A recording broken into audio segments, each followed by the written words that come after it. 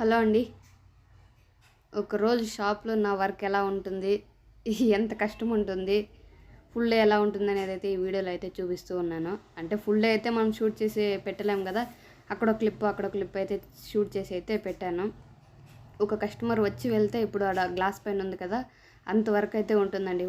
ఒక కస్టమర్ మాత్రమే ఒక శారీ కానీ ఒక డ్రెస్ కానీ తీసుకుంటే ఇన్ని పీకేసి వెళ్తారన్నమాట. వాళ్ళకి నచ్చింది పక్కలో పెట్టుకొని కూడా ఇంకా 12 పీక్ అయితే వేసేసి అయితే వెళ్తారు. వాళ్ళకి అన్ని పీకి ఒకటి సెలెక్ట్ చేసుకుంటే కానీ సాటిస్ఫాక్షన్ ఉండదన్నమాట. ఇలా రోజుకి ఎన్నో 10 సార్లు కానీ 20 సార్లు కానీ జరుగుతూనే ఉంటుంది. ఇంకా తీసుకువెళ్ళడానికి ఇద్దరు వస్తే ఆడ మాకు పని పెట్టేసి వెళ్ళడానికైతే ఇంక 4 వస్తారు. అంటే ప్రతి ఒక్కరు వచ్చిన వాళ్ళందరూ బట్టలు అయితే మెచ్చరు కదండి. ఒక్కొక్కరికైతే ఇష్టమవుతుంది, ఒక్కొక్కరికి వాళ్ళకి నచ్చిన డిజైన్ ఉండదు. ఇంకొకరు అయితే ఆన్లైన్ నుంచి అక్క ఈ డిజైన్ ఉందా అని వస్తారు. ఇప్పుడు ఆన్లైన్లో ఉన్న డిజైన్లు చూపించి అడగడమే ఇంకా ఎక్కువ అండి. ఆన్లైన్లో ఈ శారీ ఎత్తుకొచ్చేసి ఈ శారీ ఉందా అంటారు, లేదంటే పిల్లలకి డ్రెస్ ఎత్తుకొచ్చేసి ఈ డ్రెస్ ఉందా అంటారు. అలాంటి వాళ్ళు వచ్చి అంతా తీసేసి పోయిన బట్టలన్నీ మడిచిపెట్టడం మాకు ఇంకా డబుల్ పనే, అది యూజ్ లేని పని. ఒక కస్టమర్ వచ్చి వెళ్తే ఇప్పుడు నేను చేస్తున్నాను కదా, అంత పని అయితే ఉంటుంది.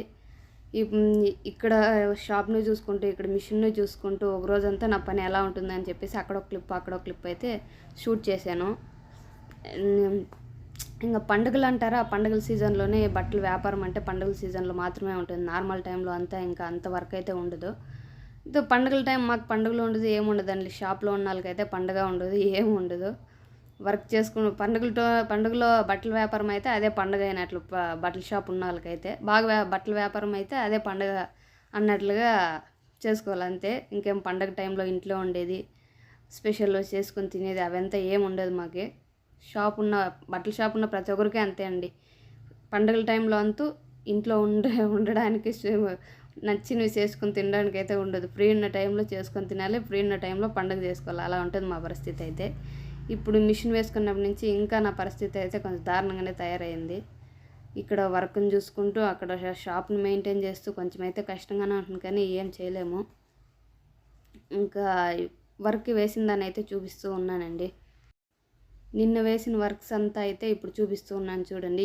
ఇప్పుడు చూపించాను కదా 2 డిజైన్లో, ఆ డిజైన్లు ఫేమస్ అయినంత ఏ డిజైన్లు ఫేమస్ కాలేదండి నాకు తెలిసినంత వరకు. ఇదొకటి, ఈ పింక్ కలర్ బ్లౌజ్ పైన వేసాను కదా అదొకటి, మళ్ళీ గ్రీన్ కలర్ బ్లౌజ్ పైన వేసాను కదా అదొకటి. మనం దాన్ని వేసి డిజైన్ వేసి అక్కడ పెడితే చాలు వస్తారు కస్టమర్, దాన్ని చూసి ఇదే వేసాక ఇదే బాగుంది అని చెప్పి అలా డిజైన్లు బాగా ఫేమస్ అయింది. ఈ ఏరియాలో నేను ఫేమస్ కావడానికి కూడా ఆ డిజైన్లే కారణము.